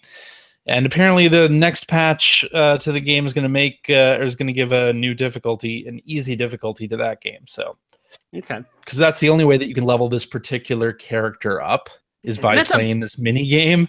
That's a complaint that I have, because the mini game isn't that good. Actually, it's fine, but not to play over and over again. Yeah, it's like an old arcade game, and they have various skill levels that open up as you play. And I mean, it's fine, but yeah, I'd rather not have to dump a whole lot of time into it to level up Poppy. Yeah. I'd rather train Poppy how to play it and let her play it by herself. You would think that would be an option. It is not an option, but that would be nice. Oh, real quick, I did like when she was introduced, how, and I will spoil nothing, but to say the way she initially seemed to be programmed was amusing to me. Yeah, expect many more moments like that coming through in the game. It's a fun game. It's a fun game for sure. It pokes fun at anime tropes in a big way, in a fun way. And I played a bunch of Jackbox Party Pack 1 through 4 because we were Christmas games in family gatherings. Yeah, exactly. And those are always fun because people have mobile devices and you can play them pretty easily. And we played Survive the Internet. I think that's on 4. And that's a really fun game where you have to think up captions for pictures or status updates on the internet and try to embarrass your fellow players by making up embarrassing statuses that they would have commented on and such. So I'm describing it poorly, like Gorgonzola earlier, but it's a really fun little game. All the Jackbox games are great, and you should pick them up. I think Party Pack 4 is still on sale on the Switch. It's definitely worth a pickup. And that is all I've been playing. So I think it's time now to do some tweets and then get out of here. Tweet. All right, let's do this one from hacker alias Deus6 Machina, who says, with the return of Nintendo Power in the form of a podcast, what are your thoughts on other quote-unquote dead publications and series returning in new media? Game Tip Twitters, maybe? Game Now smartwatch app? Oh, finally. If only. It would just be that one Final Fantasy VIII picture. Yes. That'd be it. That'd be the whole app. You can have that on your wrist at all times, whenever you need it. You know, I know EGM has continued as a website for years, and you almost kind of wish it died so that retro EGM could come back. Separate thing. No, I don't know. I always thought they should do like a book of all the review crew scores. Yeah, I think that would be great. Yeah. And even some of the content that we did back in the day, like a lot of that stuff was just was really good. There were some cover stories that were super awesome. Yeah, for sure. And I'd have to say devs as well. Yeah. I was just going to say that I think it is nice, though, to get the same kind of personalities, but have a fresh start. I think that's what appealed to me to listen to Player One podcast is when I started to listen, I did see it as the EGM podcast, really, because that's where you guys came from. And at the same time, you're not held back by that legacy. You're doing your own thing. And so it still feels fresh. It doesn't feel retro. That's true. Yeah, I think that's kind of why. I mean, having old media come back in new forms of media is great, but I think it really all depends on the personalities. It's so personality driven now, and it was back then. Like, saying having EGM has existed for a while now, but I haven't looked at it in ages. Right. No. It's EGM in name only, and that's nothing against those guys, but it's just not the EGM I remember. And I'm not even saying the EGM from when I was there, although I really enjoyed that crew. I thought it was a great crew, but even further back than that, like, there were personalities all through the 90s that I really loved in that magazine. But I think you could say that about almost any old magazine. Like the Nintendo Power thing is great, but if it's not the right people on there, it's just a name. Right. And it's the banter. I feel like in many ways, like when we were talking about PUBG and three of us had played it, it was like a review crew with 3 different opinions, contrasting, but more fluid and without review scores, which I think works really well on a podcast. Just another karate game.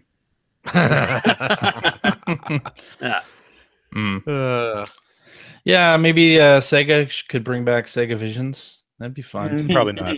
No, that probably wouldn't happen. Game Pro magazine. Yeah, I think Nintendo Power is an interesting one though, because Chris Slate actually worked at Imagine. When that's Nintendo true. Power was running, so he has the legacy to make it consistent and meaningful. Yeah, and it's sort of a part of the Nintendo brand that people recognize. Yeah, I like that. Yeah. That has come back. Yeah, it's almost as big as Game Now magazine. And Sony, like I was saying before, has brought back PlayStation Underground as a series of video pieces on their YouTube channel. So there's that too. Yeah. All right, let's do this one from hacker alias PX Sausage, who says, "What series would you love to see get the old Sonic Mania treatment? I'd love to see the Strike series return, though I know EA would just microtransaction the shit out of it." Play Renegade Ops. Just play Renegade Ops. Yeah, Renegade Ops is pretty fantastic. That is. What game is that? Renegade Ops. I was talking about that before. It's 360, PS3, Steam. It is from Sega. It is basically Jungle Strike in HD, and it's really, really good. It is actually. It's a fantastic. I mean, it's a horrendously generic name, hiding a fantastically fun game. That name reminds me so much of, and it sounds like for the same reasons, Spec Ops. Oh yeah. Spec Ops just looked and sounded like something so generic that I would never have touched it until I had so many people say, no, you've got to play this. Yeah. Renegade Ops is one of the best games I worked on when I was at Sega. It's really, really great.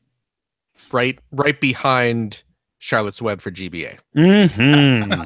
Yes. Understandable. Yeah. Good stuff. As far as other ones, honestly, I would love to see Streets of Rage. I was just about to say Streets of Rage. Yeah, Streets of Rage would be fantastic to see. The Shinobi series would also be great. Yeah. For sure. It would be interesting to see Altered Beast come back, because that was never a good game, but it was great atmosphere and interesting characters. So if you put it into the hands of someone like Way Forward, that could be really compelling. True.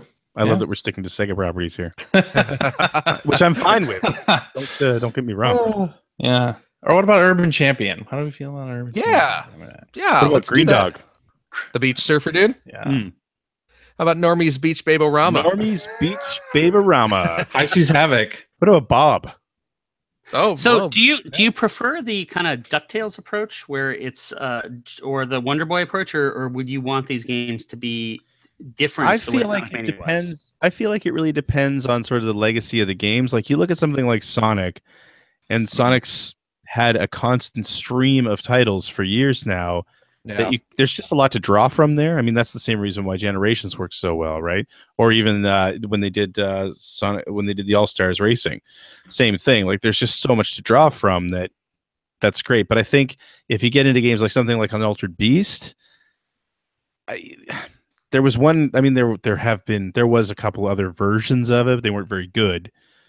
There's one game that everyone remembers, so I think you'd have to just do more of a reimagining. As opposed to something that gives you a bunch of nostalgic nods at things, but then builds its own game. How about Lunar? It really depends. Oh man, Lunar. That hurts. Lunar hurts so much. It does. God, Lunar. That DS game was just the nail in the coffin. It was the end. Such a great series.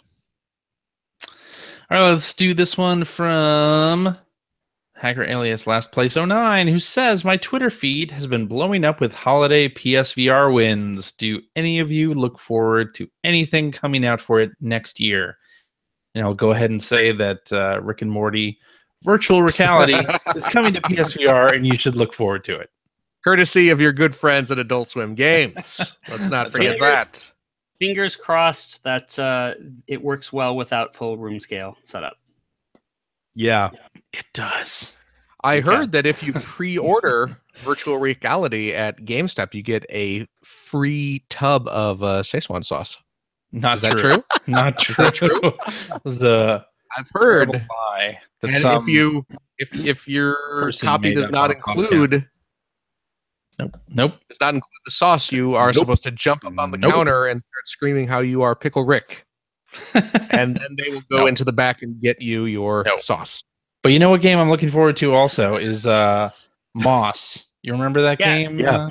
Yep. I believe it's pronounced Maud, No. and it's based on the classic TV. TV show. Yeah. Finally, you can live it in virtual reality. Apparently, there's a demo of it on the PlayStation Store. Of Mod? Of Moss. And it comes out in February, and it looks awesome. It does, though I wonder if when it comes out, I'll actually buy it, because I didn't pick up Skyrim and I didn't pick up Doom. And if I've been doing any of the VR stuff, it's been on the HTC 5, just because the room scale is so much better on that device. I get really frustrated with some of the mechanical limitations of the PSVR. Well, let me just say, you're right, Ethan. Room scale is excellent, but it also takes more setup than the PSVR, and it's a little more expensive for the whole CJ's. thing. I don't know if you've noticed, So- CJ's had enough of your shit. That was But you're bad right. noise. You're right. You're absolutely right, though, that you pay more money for a virtual reality experience, and it's going to be better. And room scale is really, really good. But if you got a PSVR, which is the question that we were asked here, then Skyrim or Starblood Arena is one of the free PS Plus games in January, and I've heard okay things What the about hell that. is Starblood Arena? It's a multiplayer shooter. It's a space shooter, actually. You might like it. I might, or I might get sick. And it's going to be free on PS Plus, so you'll have a chance to check that out. They really need to do another Star Wars VR experience. Also, yeah, that was Wipeout. pretty cool. Wipeout. No, I could not play Wipeout in VR. I don't even have to try that to know that I can't play that. I picked up I've the heard it's good. Wipeout Omega Collection, and I am ready to try it in VR because I probably will get sick, but I'll enjoy doing that anyway. All right. Mhm. Plus, it'll be on the PSVR headset we have at the office, so it'll be fine. So if you throw up on vomit it, that. no one's gonna care. Yeah, exactly. Anyone else? I'm terrible at following the VR launches, but it's kind of a fun thing, because then when I get it into my head that I want to play a new VR game, I just go to the PS store and, hey, look, there's like 200 things to choose from here that I didn't even know existed. So, and they've all been reviewed, and they've all, you can find tons of information on them. So you're not really jumping in and taking a chance on anything. And yeah. There's like 2 military shooters coming out from Sony that look pretty good too. Yeah. And The Inpatient, which is a prequel to Until Dawn. That looks great. Oh, wow. That I might have to check out. That could be interesting, yeah. Yeah. So yeah, there's a bunch of stuff. No problem at all there.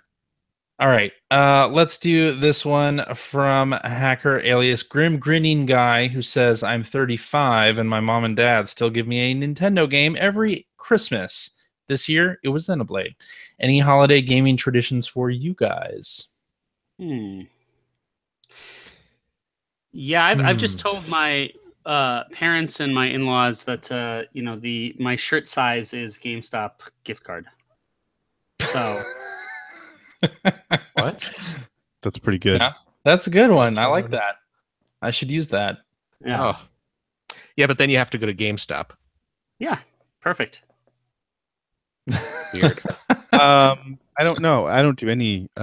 Even when I was a kid, my parents didn't give me game stuff at all for Christmas. It just was never a thing.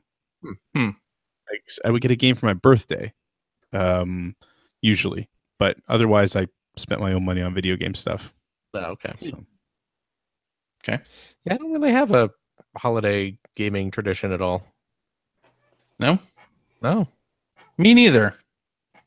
Great question, CJ.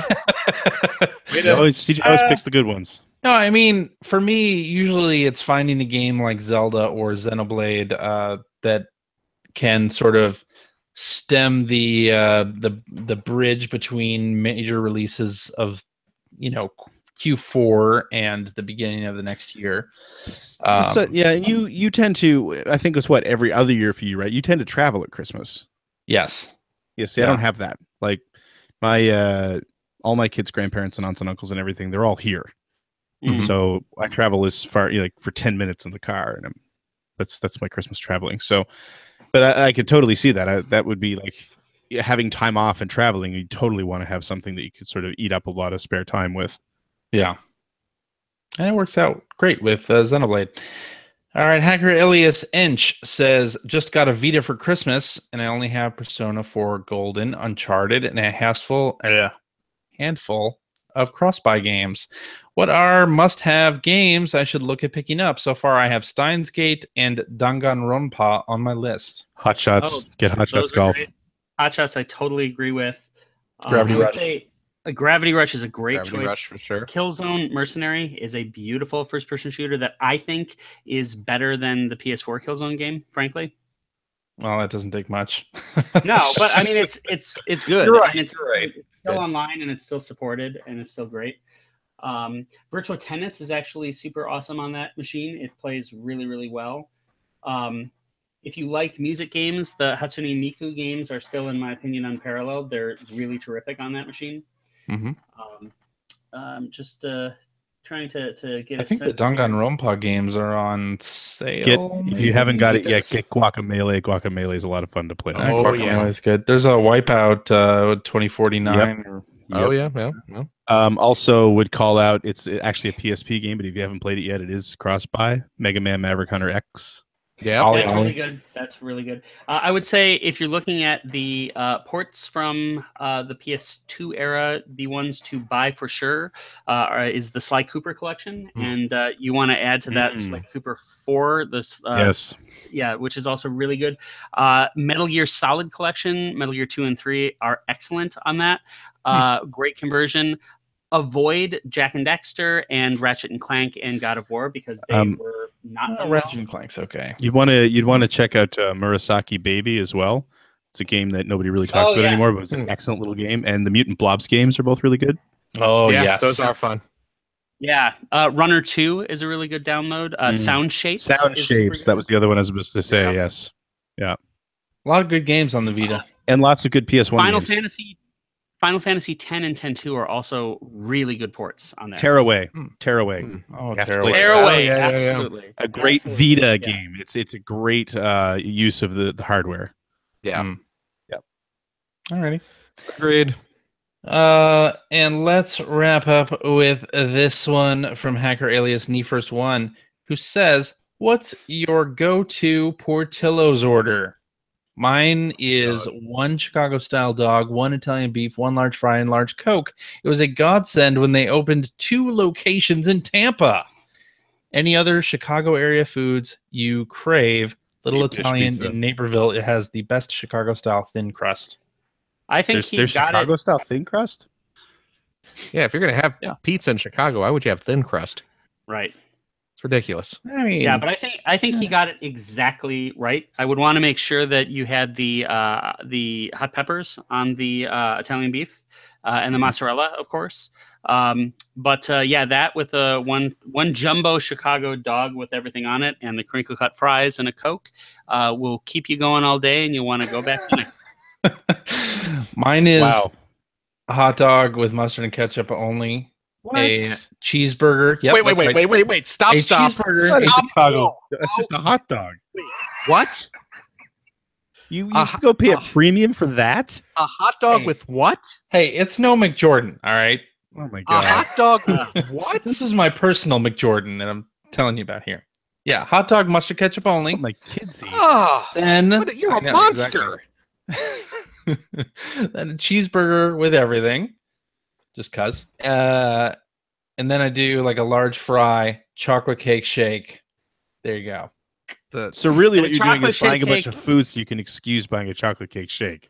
Yeah. Oh, those things are so good. But then it's between that and the lemon cake, which is also so good. I have not had that. Oh my god. Chocolate cake. Yeah. What about you, Portillo's is awesome. Greg? Barely, honestly, Portillo's, the Chicago style hot dog was a revelation when I moved down to Chicago because I'd never heard of people putting things on hot dogs like that. I couldn't tell you what my order was. Mustard ketchup, god damn it! I can't get over that. Yeah, I know that blows me like away. Child. Yeah, it's like, why would you go to Costco and buy a $1.50 hot dog? Yeah, you cut it up and put it in your SpaghettiOs after. God, man. Yes. Yeah, exactly. No, I don't know why I don't have a specific Portillo's order. I haven't been to Portillo's since we left Chicago, which was what, 2003? 2002. 2002. So yeah, 15 years. Yeah. What about you, Phil? I'll just get a hot dog with just ketchup. I mean, putting mustard on it and ketchup. That's crazy. Gross. No, I get the beef, get the roast beef with some sauce there to the juice to dip it in. Yeah. Juice. Yeah, get the bun all nice and soggy. Uh-huh. You know, that'll keep you going all day. Now, if I'm in Chicago and I want something to keep me going all day, I'll just go to White Castle. Oh God. No, if you really want to appreciate or Vegas. If you want to appreciate a Portillo's, before you do that, go to your local movie theater, have a movie theater hot dog where the onions turn to goo. I would know that. And because the contrast is what will make you appreciate. I don't know.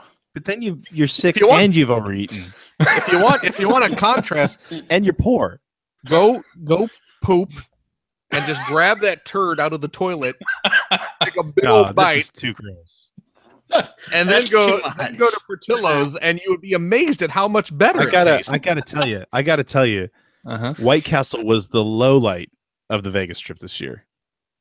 Wow. But how do you figure? I don't know how I sat there choking in the dark had lower lights than White Castle. Yeah. Watching you two enjoy them, and I could not. I felt like this is a trip I can't take with them.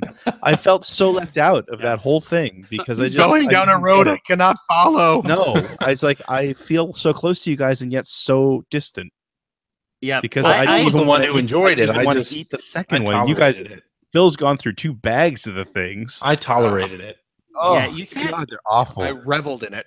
Oh. You can't go home again on some things. I had just recently a bad feeling of nostalgia where when I was younger, I loved Nightmare Before Christmas. I saw it multiple times in the theaters. We watched it as a family. If you say it's a bad week, don't say it's a bad beautiful. movie. No, what I said about Ethan's terrible taste earlier in the show. It's boring. The characters are not interesting. The songs are not clever. No, I'm just saying it's like nostalgia, right? Like same thing with a slider. It's when I was only like an hour and 17 minutes, which is like an hour too long.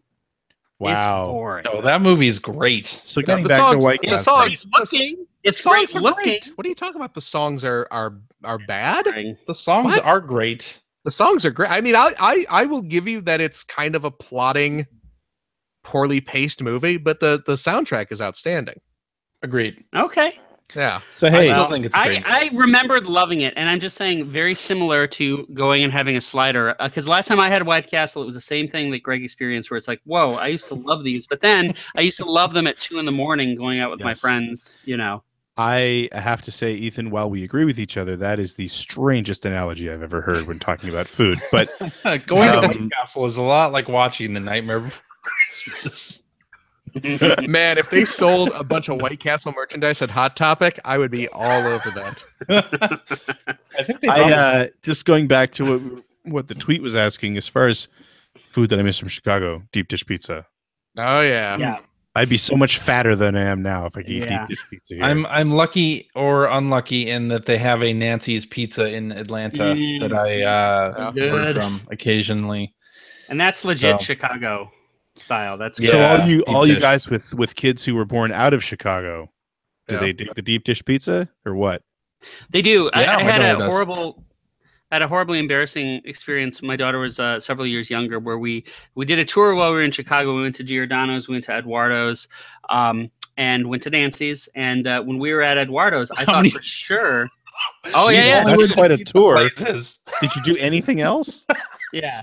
Well, Put a home run in, and then followed it up with Aurelio's. My daughter was just savoring the Eduardo. She was really loving it, saying so many nice things about it. So when the waiter came by, I said, "So Winnie, what do you like better, Eduardo's or Giordano's?" And she goes, "Oh, Giordano's, so much better." I agree with her. Yeah. I want to say regarding Portillo's, if you can go to Portillo's, you can have them. They will ship you. Yes, they will. Frozen sandwich. Yeah, they'll ship you the meat and the buns and all the toppings and stuff for it. And right. Including some great mustard and ketchup. No, don't friggin' I hate you. But we've gotten their Italian beef sandwiches shipped to us before, and it is outstanding. It's actually surprisingly good. And I just sent you guys on our chat a link. If you go to Portillo's website, I'd known about this when I had very children. There is you can buy from Portillo's website a baby swaddle blanket. Look at that cute little Italian beef. Where if you swaddle your child in it, and it looks like one of their Italian beef sandwiches. Oh man! And I popped it up, and after seeing that creepy pictures, immediately a pop-up said Portillo's wants to know your location. Yeah, our block. There you go. Shop and ship. There you go. Wow, so I can't. It does not come with the baby, though, right? No, the baby is not included. You'll have to purchase that somewhere else. I feel like a lot of this really wouldn't survive the trip. What do you mean? I'm just looking at the stuff you can buy and have mailed. It does though. It does though. But the food? The food arrives in immaculate condition. Well, they will ship it. They'll ship it in like a huge box with a very thick styrofoam interior, and then dry ice packets in there to keep everything frozen. Yeah, like your HelloFresh or your Blue Apron. I don't know what you're talking about. Exactly. Does it give you instructions on how to optimally heat it up? Yes, they do. They give you how to separate the beef there and how do to that motion with your hand again, Phil. What? Separate the beef? What did I do? You had a little of this going.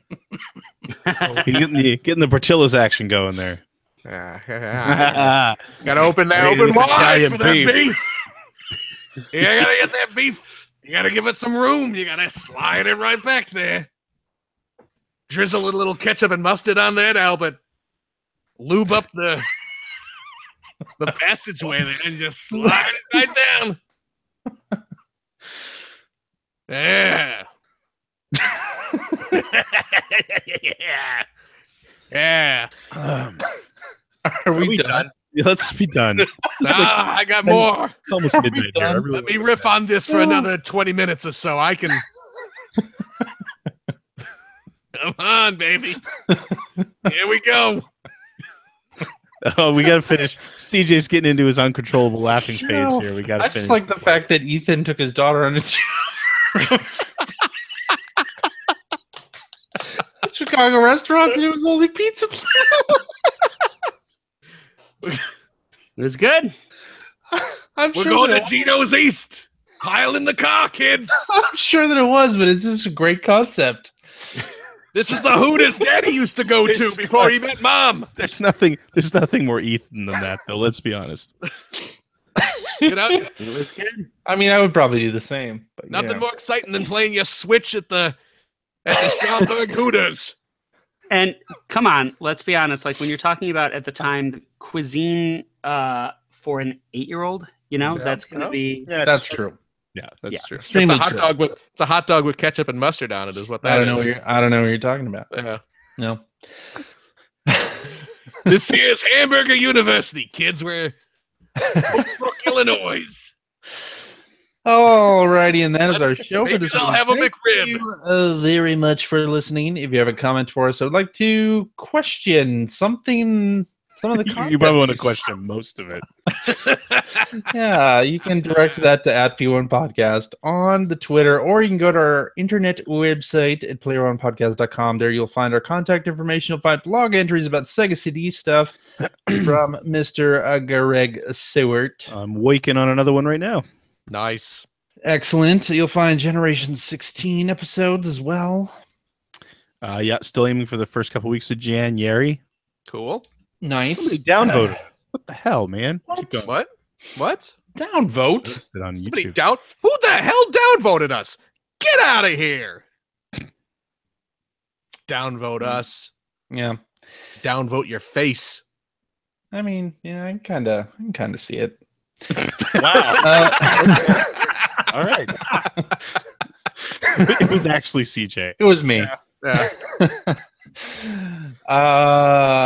What else we got? Oh, we got show notes where we will place relevant links to things that we discussed in this episode, including Like where all you of can the- find pizza. yes, including all of the pizza places that we mentioned. And how to order a Portillo's swaddling blanket. Yep. Exactly, because you'll we want go. to do that. And we also have one of them message boards at our website where you can discuss this episode with us and our other listeners. If you'd like to subscribe to the Portillo's email mailing list, you may do so by visiting portillos.com and providing your email address. There you go. And Nice. you will get coupons, probably. I don't know. If you'd like to subscribe to the Player One Podcast, you can do so by visiting playeronepodcast.com or by going to the Apple iPod Internet podcast app and clicking on us. Yeah. Cheap. No, Or not yet. you can head over to the app store and for the low price of $1.99 get our app. Cheap. There you go. And hey, Android cell phone telephone users, the Player One Podcast iPhone application is available for you to listen to us as well for that same $1.99. Also cheap. Yeah, you can find that right over there at the Amazon Android Marketplace, or us on Stitcher Radio. You can like us on Facebook. You can check out archives of our show and watch us live most weeks on the youtubes.com/P1 podcast. Like some unfortunate souls are doing right now, seeing this live. If you like what you've heard, And how could you? and boy, how could you? Head over to patreon.com/P1 podcast. Throw a few shekels our way. It keeps all of us fat with frozen Portillos shipped all around this great continent of ours. Is it shipped to Canada? You know what? I don't know. Maybe I lied. Probably not. Maybe it doesn't ship all the Have way you up. ever tried to ship something to Canada? It's expensive. Doesn't work. It doesn't work. Well, they'd save money. It's You wouldn't just not possible. you wouldn't have to put the dry ice in there. Oh, true. Yeah, because it'd be shipping right to Greg's igloo. That's what I understand of Canada. Is that it? Oh yeah, if you have a couple bucks left over, head over to generation-16.com. You can find the Patreon link to help support Greg Seward's fantastic web video series. Is it a vlog? Would you call it a No, it's vlog? not a vlog. I wouldn't call it a vlog. I will. I'm going to call it a vlog about North America's favorite runner-up, the Sega Genesis. Thanks. It really is great. Thanks. There you I go. do my best. Yeah, it still turns out pretty okay. Yeah, I was gonna say clearly it's Yeah. not great, but it's my best. Despite that, it's still a good series. Can we, CJ? Yeah. Can we? I have an idea based on looking at the chat for the next Player One podcast shirt. Mhm. Can we do the Einhorn Pizza Tour locations on the back? Absolutely. That would There be you go. great. I would wear that shirt proudly. But then you have to do the tour. I was you going to gotta say do we it. need to find a reason to fly to Chicago altogether and do the Einhorn Pizza Tour Oh, there you go. and live cast all of it.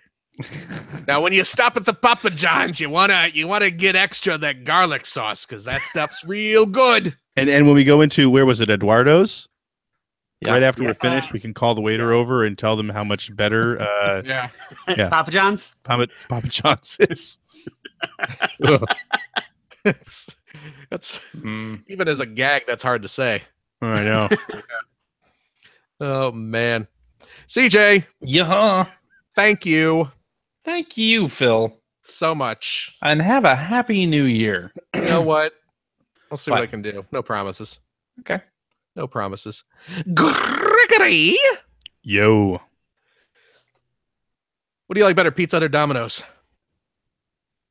God, they're both terrible. They are.